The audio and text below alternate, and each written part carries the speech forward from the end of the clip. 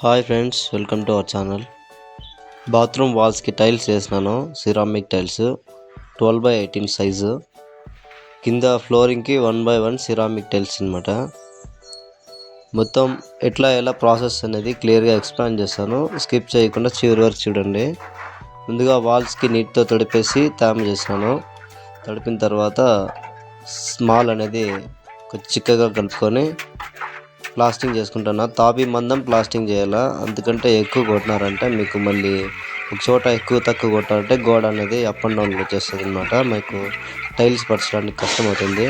Plastering మొత్తం అట్లా ఒక గోడ కొట్టిన తర్వాత వెంటనే మనము చెక్క అనేది ఇట్లా రుద్దుకోవాలండి. చూడండి, చెక్క అట్లా రుద్దాను. ఇట్లా లాంగ్గా తీసుకొని అట్లా రుద్దాలన్నమాట.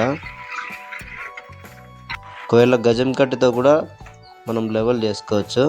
తర్వాత మొదటి టైల్ అనేది ఫిట్టింగ్ చేసుకుని లెవెల్ కట్టుకున్న తర్వాత నా దగ్గర లేజర్ లెవెల్ ఉంది. లేజర్ లెవెల్తో లెవెల్ పెట్టుకున్నాను.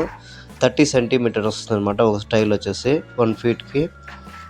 మొదటి టైల్ వచ్చేసి మనము ఫిట్టింగ్ అనేది ఎంత బాగా కరెక్ట్గా సెట్ చేసుకున్నామంటే మిగతా టైల్స్ అనేటివి అంత బాగా వస్తాయి అన్నమాట. వాల్స్ అనేది మనము ఫస్టే తూగుండు వేసుకొని చెక్ చేసుకోవాలా ఫిట్టింగ్ చేసేటప్పుడు. మొదటి టైల్ చూడండి, కట్టికి చెక్ చేసుకొని తూగుండుకి ఒకవేళ సెట్ కాలేదనుకుంటే కొన్ని గోడలు అనేవి లెవెల్ ఉండవు. అట్లాంటప్పుడు మనము సిరామిక్ టైల్స్ అయితే కట్టికైనా వేసుకొని చేసుకోవచ్చు. కానీ 2x4 2x2 టైల్సే ఖచ్చితంగా మనకైతే తూగుండాలన్నమాట. ప్లంబామ్కి కరెక్ట్గా ఉంటేనే ఫిట్టింగ్ అనేది బాగా వస్తుంది, లేకుంటే సెట్ అవ్వదు. దీనికి మొదటి టైల్ అనేది సెట్ అయిన తర్వాత ఇట్లా ఒకదానిపైన ఒకటి సెట్ చేసుకుంటూ వెళ్ళొచ్చు. ముందుగా టైల్స్ అనేది తొందరగా వేయాలనుకుంటే ఇట్లా సైడ్కి వేసుకుంటూ వెళ్ళిపోవాలన్నమాట. రూమ్లో కింద వరుస అనేది సెట్ చేసుకున్నామంటే మరి వర్క్ అనేది తొందరగా అయిపోతుంది. కింద నిలబెట్టడానికి టైం అనేది తీసుకుంటుంది కాబట్టి ముందుగా కింద టైల్స్ అనేవి ఫిట్ చేసేయాలి.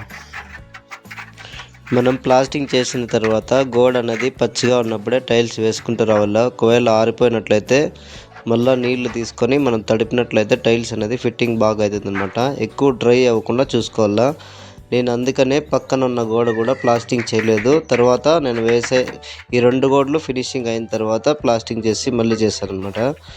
ఒకేసారైనా చేసుకోవచ్చు, లేదా నేనైతే ఎక్కడి వరకు వర్క్ అవుతుందో అక్కడ వరకు చేసి తర్వాత దాన్ని మళ్ళీ ప్లాస్టింగ్ చేసుకుంటాను. ఎందుకంటే అట్లా చేస్తే పచ్చిగా ఉంటుంది అనమాట గోడ. టైల్స్ అనేది ఫిట్టింగ్ బాగా అవుతుంది, మనకు డొల్ల సౌండ్ అనేది రాదు, ఫిట్టింగ్ నీట్గా ఉంటుంది అనమాట. ప్రతి లైన్లో మొదటి టైల్ అనేది మనము గజం కట్టి పెట్టి చెక్ చేసుకోవాలా, స్ట్రైట్గా పోతుందా లేకుంటే బయట ఏమైనా వస్తుందా లోపలికి పోతుందా అనేసి. అప్పుడే మనకు కట్టి పెట్టి చెక్ చేస్తేనే టైల్ అనేది స్ట్రైట్గా ఉన్నదా లేదా అనేది తెలుస్తుంది. మనకు కంపెనీ వాళ్ళు ఇచ్చినట్లు డిజైన్ కాకుండా నేనైతే వెరైటీగా ఇట్లా వేస్తాను. సెంటర్లో మనకు హైలైట్స్ అనేది బాగా చూపించడానికి ఈ ఫ్లవర్ డిజైన్ అనేది సెంటర్కి వేసి దానిపైన ఒక వైటు, కింద ఒక వైటు, పైన గ్రే కలర్ వేసినానండి. ఇట్లా వేస్తే డిజైన్ అనేది మనకు బోరింగ్ అనిపిస్తుంది అనమాట. ఎన్ని రోజుల తర్వాత అయినా కూడా అది బోరింగ్ అనిపించకుండా చూడ్డానికి లుక్ బాగుంటుంది. ఈ డిజైనే నేను ఎక్కువగా వేస్తూ ఉంటాను, చాలా బాగుంటుంది చూడ్డానికి. అలా కాకుండా కంపెనీ వాళ్ళు ఇచ్చే ప్యాటర్న్ వచ్చి కింద డార్క్, తర్వాత హైలైటర్, పైన వైట్ ఇస్తారు. దానివల్ల ఏంటంటే డార్క్ అనేది 3 లైన్స్ కింద నుంచి వచ్చేస్తుంది. ఎక్కువ డార్క్ కలర్స్ అనేది మనం బాత్రూంలో వాడినట్లయితే సోప్ నీళ్ళు పడి మనకు ఆ జిడ్డు అనేది పోదనమాట, తెల్లగా అలాగే ఉంటుంది. వీలైనంత వరకు మీ ఇంటికి మీరు టైల్స్ వేయాలనుకుంటే వెట్రిఫైడ్ టైల్స్ అనేది 2x4 కానీ 2x2 కానీ వాల్స్కి వేయించుకోండి. అది మనీకి అనేది ఎక్కువ కాలం ఉంటుంది, టైల్స్ కూడా తొందరగా పాడవవు. ఇవైతే మీకు 10 to 12 ఇయర్స్ తర్వాత మీరు మళ్ళీ చేంజ్ చేసుకోవాల్సి వస్తుంది. అప్పుడు క్లీనింగ్ అనేది చాలా ఇబ్బంది అవుతుంది.